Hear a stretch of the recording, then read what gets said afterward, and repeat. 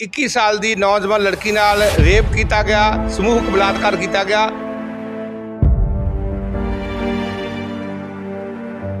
नंगन करके महिलाओं को घुमाया गया। भारत दे विच औरत नूं देवी का दर्जा दिता जाता है और अज भारत के तमाम लोग जिहड़े ने, चाहे वो किसी भी समाज के नाल जुड़े ने, उन्हां दे जिहड़े हिरदे ने वो वलूंदरे पे और जिहड़ियां भारत दीयां औरतां ने वो त्रास त्रास करदियां पईयां ने इस घटना नूं लैके। सरकार तो मंग करते हैं कि जो मणिपुर का मुख मंत्री है नकम्मा ते नकारा आ। मसीह भाईचारे की वो भैन नहीं सी, वो धी नहीं सी, सगों कि हर एक कौम हर एक मजहब की वो धी भैन सी जिहदे विच लोकां नूं नाल उन्हां दे खड़ना चाहिदा है। ਤੁਹਾਨੂੰ ਲੱਗਦਾ नहीं कि किते ना किते मसीह भाईचारे नूं लैके अगर आपां गल करदे हां ते उन्हां वल्लों भी कुछ कमियां ऐसियां रहीआं होणगीਆਂ जो बार-बार जिहड़ा मसीहां नूं ही टारगेट कीता जा रिहा है।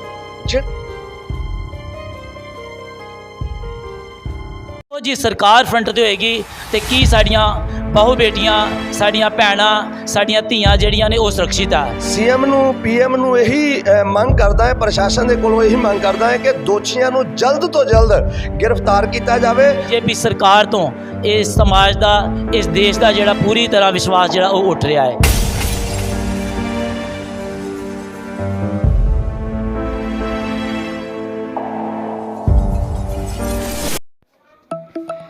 Christian Peace Council of India ਦੀ ਸਮੁੱਚੀ ਕਾਰਜਕਾਰਨੀ ਅਤੇ ਪਾਸਟਰ ਸਾਹਿਬਾਨਾਂ ਦੀ ਇੱਕ ਹੰਗਾਮੀ ਮੀਟਿੰਗ ਪਾਸਟਰ ਵਿਜੇ ਮਸੀਹ ਜੀ ਦੇ ਲਿਵਿੰਗ ਗਾਡ ਚਰਚ ਸੁਲਤਾਨਵਿੰਡ ਚੌਕ ਬੈਕ ਸਾਈਡ ਥਾਣਾ ਬੀ ਡਿਵੀਜ਼ਨ ਵਿਖੇ ਕ੍ਰਿਸਚੀਅਨ ਪੀਸ ਕਾउंसिल ऑफ इंडिया ਦੇ ਕੌਮੀ ਚੇਅਰਮੈਨ ਦਾ ਰਾਈਟ ਰੈਵਰੈਂਡ ਬਿਸ਼ਪ ਉਲਫਤ ਰਾਜ ਦੀ ਪ੍ਰਧਾਨਗੀ ਵਿੱਚ ਹੋਈ, जिस विच समुचे पास्टर साहिबाना वालों मंग की गई कि जो भी मणिपुर विच 130 के करीब मसीह लोग मारे गए, चर्च साड़े गए ते मसीहां दे घरां नूं अग लगाई गई।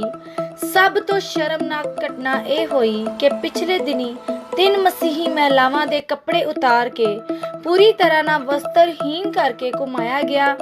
एक 21 साल की नौजवानी लड़की नाल समूहिक बलात्कार किया गया, जिस विच पूरे विश्व विच भारत देश की छवि खराब हुई है। जद कि भारत विश्व गुरु बनने की कोशिश कर रहा है, पर उसे विश्व गुरु के देश विच महिलावां की इज्जत तार तार की जा रही है, जो कि 140 करोड़ भारतीयों लिए शर्मनाक घटना है।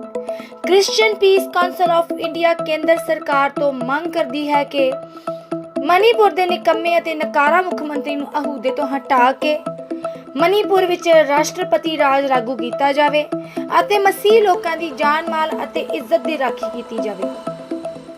ਜੇਕਰ ਜਲਦ ਹੀ ਮਣੀਪੁਰ ਵਿੱਚ ਸ਼ਾਂਤੀ ਕਾਇਮ ਨਾ ਹੋਈ ਤਾਂ ਕ੍ਰਿਸਚੀਅਨ ਪੀਸ ਕਾउंसिल ਆਫ ਇੰਡੀਆ ਕੇਂਦਰ ਸਰਕਾਰ ਦੇ ਖਿਲਾਫ ਰੋਸ ਪ੍ਰਦਰਸ਼ਨ ਕਰੇਗੀ। सरकार की नाकामयाबी पूरे विश्व स्तर ते प्रदर्शन करेगी और यूएनओ तक अपनी आवाज़ पहुँचाएगी ताकि मणिपुर में शांति बहाल की जाए।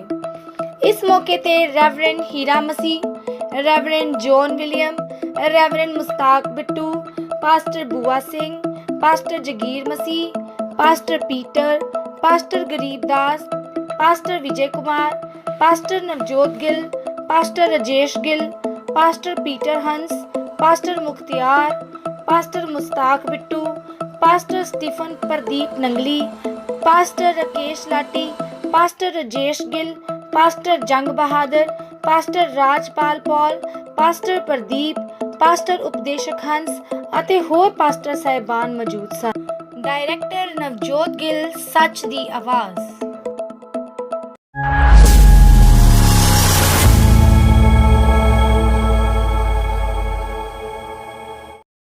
सच दी आवाज़ देख रहे सारे ही ਸਰੋਤਿਆਂ ਦਾ मैं पत्रकार नवजोत गिल ਤੁਹਾਡਾ ਸਾਰਿਆਂ ਦਾ स्वागत करदा हाँ।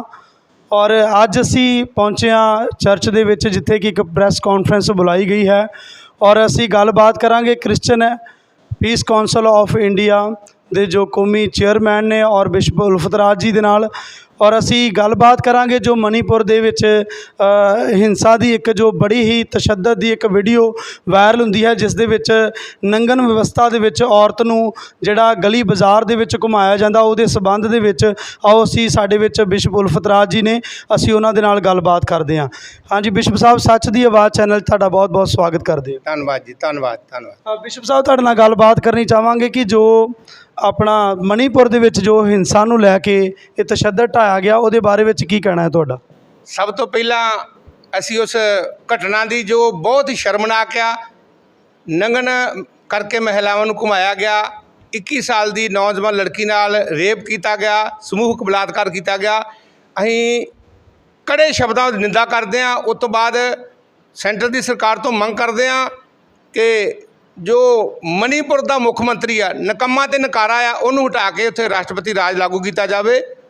ਅਸੀਂ ਪਵਿੱਤਰ ਬਾਈਬਲ ਵਿੱਚ ਹੁਣੇ ਵਚਨ ਸੁਣਾ ਰਹੇ ਹਾਂ ਕਿ ਸਰਕਾਰਾਂ ਬਹੁਤ ਕੁਝ ਕਰ ਸਕਦੀਆਂ ਆ।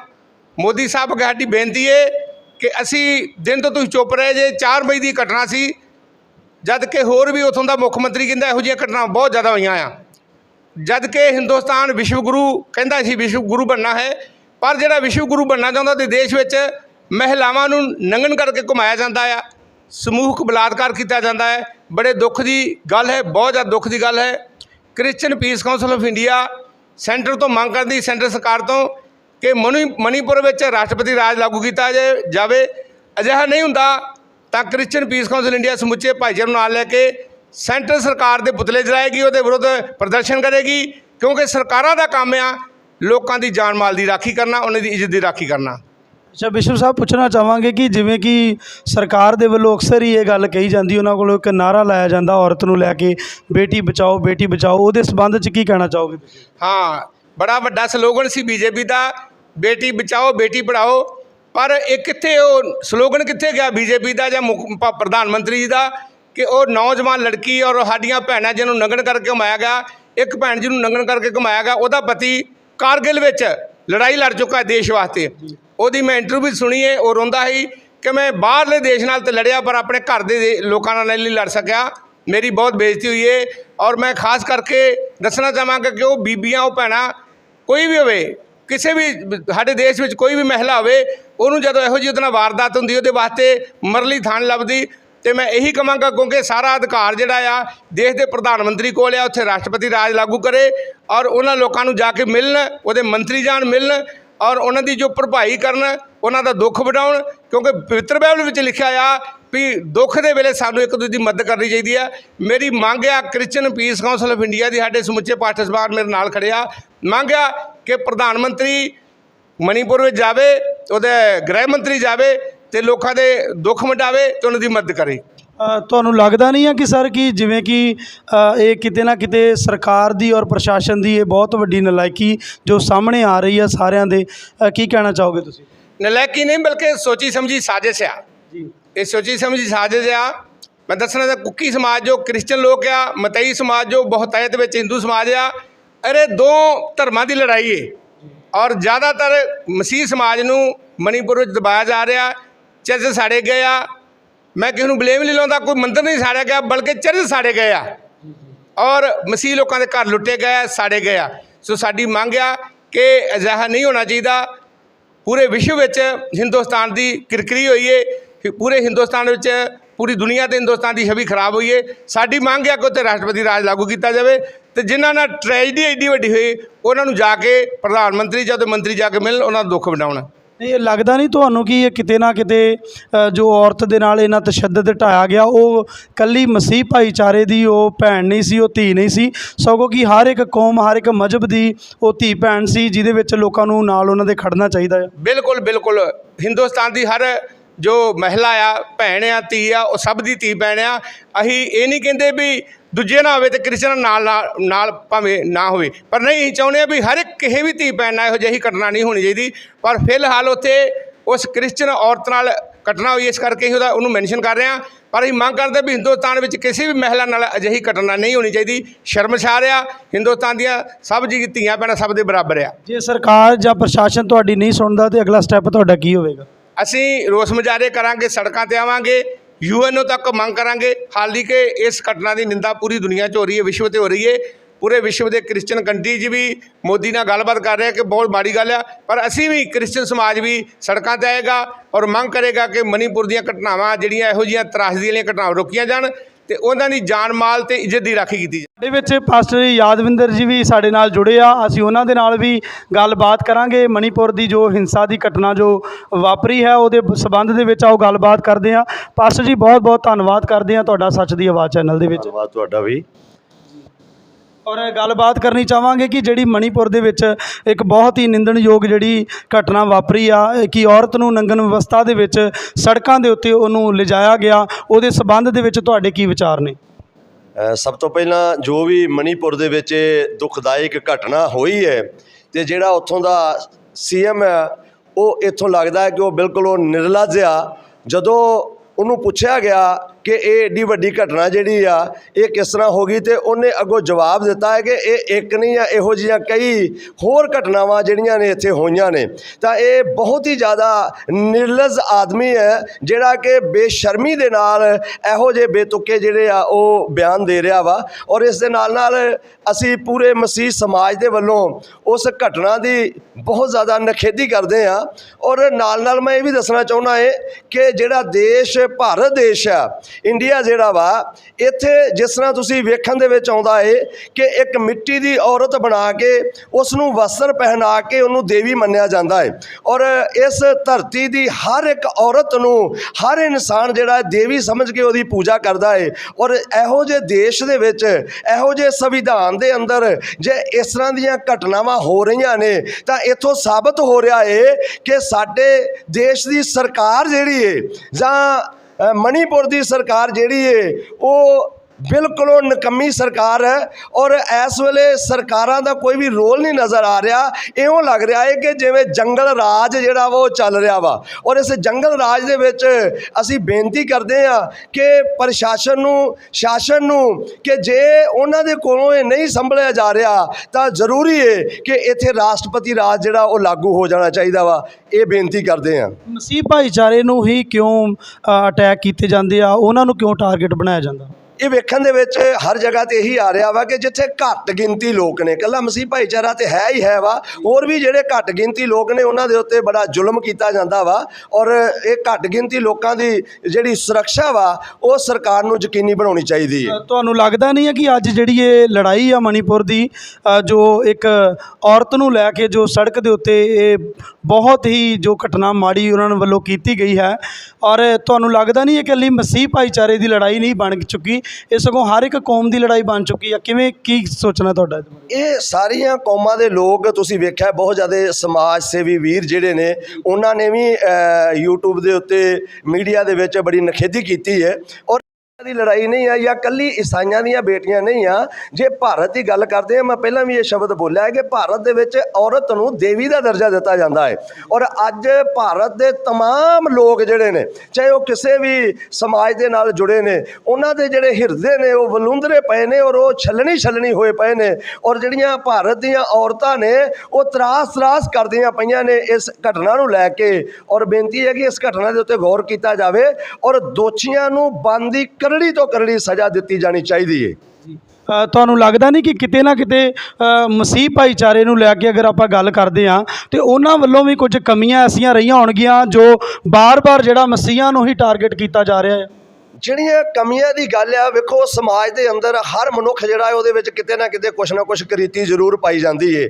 ਪਰ ਕਰੀਤੀ ਦਾ ਮਤਲਬ ਇਹ ਨਹੀਂ ਹੁੰਦਾ ਕਿ ਅਸੀਂ ਸਮਾਜ ਦੀਆਂ ਔਰਤਾਂ ਨੂੰ ਇੱਥੋਂ ਤੱਕ ਲੈ ਜਾਈਏ ਕਿ ਸਮਾਜ ਜਿਹੜਾ ਵਾ ਉਹ ਪੂਰੇ ਵਿਸ਼ਵ ਦੇ ਵਿੱਚ ਇਸ ਵੇਲੇ ਭਾਰਤ ਜਿਹੜਾ ਵਾ ਉਹ ਸ਼ਰਮਸਾਰ ਹੋਇਆ ਪਿਆ ਵਾ ਔਰ ਤਰਾਸ ਕਰਦਾ ਪਿਆ ਵਾ। ਜੋ ਦੋਸ਼ੀਆਂ ਦੇ ਵੱਲੋਂ ਇਹ ਸਭ ਕੁਝ ਕੀਤਾ ਗਿਆ ਵਾ, ਤੇ ਤੁਸੀਂ ਕੀ ਮੰਗ ਕਰਦੇ ਹੋ? ਪ੍ਰਸ਼ਾਸਨ ਨੂੰ, ਸ਼ਾਸਨ ਨੂੰ ਕੀ ਮੰਗ ਕਰਦੇ ਹੋ? ਮੈਂ CM ਨੂੰ, PM ਨੂੰ ਇਹੀ ਮੰਗ ਕਰਦਾ ਹਾਂ, ਪ੍ਰਸ਼ਾਸਨ ਦੇ ਕੋਲੋਂ ਇਹੀ ਮੰਗ ਕਰਦਾ ਹਾਂ ਕਿ ਦੋਸ਼ੀਆਂ ਨੂੰ ਜਲਦ ਤੋਂ ਜਲਦ ਗ੍ਰਿਫਤਾਰ ਕੀਤਾ ਜਾਵੇ ਔਰ ਉਹਨਾਂ ਨੂੰ ਸਖਤ ਤੋਂ ਸਖਤ ਸਜ਼ਾ ਦਿੱਤੀ ਜਾਵੇ, ਤਾਂ ਜੋ ਇਸ ਦੇਸ਼ ਦੀ ਹਰ ਧੀ, ਹਰ ਭੈਣ ਜਿਹੜੀ ਹੈ, ਹਰ ਬੱਚੀ ਜਿਹੜੀ ਹੈ ਉਹ ਇਸ ਇਸ ਦੇਸ਼ ਦੇ ਵਿੱਚ ਰਹਿਣ ਦੇ ਲਈ ਸੁਰੱਖਿਆ ਮਹਿਸੂਸ ਕਰ ਸਕੇ।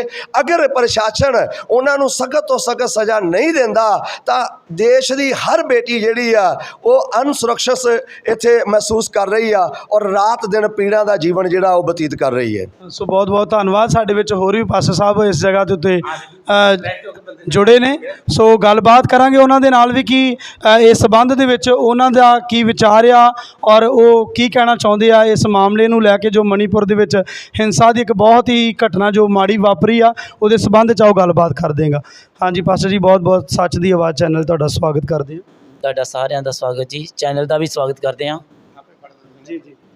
ਸੋ ਇਸ ਵੇਲੇ ਮੈਂ ਖਾਸ ਕਰਕੇ ਇਸ ਜਗ੍ਹਾ ਦੇ ਉੱਤੇ ਇੱਕ ਵੱਡੇ ਦੁੱਖ ਨੂੰ ਆਪਣੇ ਹਿਰਦੇ ਦੇ ਵਿੱਚ ਲੈ ਕੇ, ਜੋ ਮਣੀਪੁਰ ਦੇ ਵਿੱਚ ਖਾਸ ਕਰਕੇ ਬੇਟੀਆਂ ਦਾ ਜਾਂ ਖਾਸ ਕਰਕੇ ਔਰਤਾਂ ਦਾ ਇਹ ਜਿਹੜਾ ਇਹਨਾਂ ਨੇ ਇੱਕ ਜਲਾਲਤ ਵਾਲਾ ਵਿਸ਼ਾ ਜਿਹੜਾ ਸਾਹਮਣੇ ਲੈ ਕੇ ਆਂਦਾ ਹੈ, ਇਸ ਤੋਂ ਸਾਡਾ ਲਗਭਗ ਹਰ ਕੌਮ, ਹਰ ਸਮਾਜ ਦੇ ਵਿੱਚ ਰਹਿਣ ਵਾਲਾ ਇਨਸਾਨ, ਦੇਸ਼ ਪ੍ਰਦੇਸ਼ ਸਭ ਜਿਹੜੇ ਨੇ ਉਹ ਇਸ ਗੱਲ ਨੂੰ ਮਹਿਸੂਸ ਕਰਕੇ ਹਿੰਦੁਸਤਾਨ ਨੂੰ ਇੱਕ ਲੱਜਾ ਦੇ ਵੱਲ ਵੇਖ ਰਹੇ ਨੇ ਕਿ ਇਹਨਾਂ ਨੇ ਇਹ ਬੇਤੁਕਾ ਕੰਮ ਕਰਕੇ, ਔਰ ਇਹਦੇ ਵਿੱਚ ਜਿਹੜੀ ਵੱਡੇ ਦੁੱਖ ਦੀ ਗੱਲ ਆ, ਉੱਥੋਂ ਦਾ CM ਜਿਹੜਾ ਹੈ ਉਸ ਦੀ ਬਿਆਨਬਾਜ਼ੀ ਅਤੇ ਉੱਥੋਂ ਦੇ ਜਿਹੜੇ ਸਮਾਜ ਦੇ ਲੋਕ ਨੇ ਉਹਨਾਂ ਦੀਆਂ ਹਰਕਤਾਂ ਅਤੇ ਉਸ ਤੋਂ ਬਾਅਦ ਪ੍ਰਧਾਨ ਮੰਤਰੀ ਦਾ ਇਹਦੇ ਵਿੱਚ ਕੋਈ ਵੀ ਹਸਤਕਸ਼ੇਪ ਵਧੀਆ ਤਰੀਕੇ ਦੇ ਨਾਲ ਨਾ ਕੀਤਾ ਜਾਣਾ ਇਸ ਗੱਲ ਨੂੰ ਪ੍ਰਦਰਸ਼ਿਤ ਕਰਦਾ ਹੈ ਕਿ ਇਹ ਇੱਕ ਸੋਚੀ ਸਮਝੀ ਸਾਜ਼ਿਸ਼ ਹੈ।